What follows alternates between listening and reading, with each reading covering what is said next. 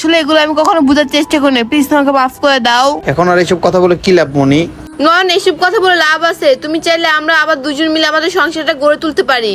কি বলো মনি? আমি তো শুনছিলাম তুমি একটা বড়লোক ছেলেকে বিয়ে করছো, তুমি আবার আমার লাইফে জড়াতে চাচ্ছ, আমি তো বুঝলাম না। কি বিয়ে?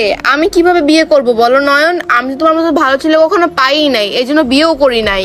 আর শোনো, যারা আমাকে দেখতে আসতো তাদের বিয়ে করার আগে আমি তাদেরকে একটা করে কোশ্চেন জিজ্ঞেস করতাম যে আপনি আমাকে কতটা ভালোবাসবেন, কতটা কেয়ার করবেন। কিন্তু তাদের কথাবার্তা শুনে আমি বুঝতে পারছি তারা তোমার মতন ভালোবাসতে আমাকে কখনোই পারবে না, কারণ এই জামানায় তোমার মতন ভালো পুরুষ পাওয়া ভাগ্যের ব্যাপার। যখনই আমার জন্য বিয়ের প্রস্তাব আসতো তখনই আমি তাদের ভিতরে তোমাকে খুঁজতাম, কিন্তু আমি তোমাকে খুঁজে পেতাম না, এই জন্য আমি তাদেরকে রিজেক্ট করে দিতাম। কারণ আমি তোমাকে ছাড়া অন্য কথা শান্তি খুঁজে পাই না। নয়ন, তুমি আমার মানসিক শান্তি।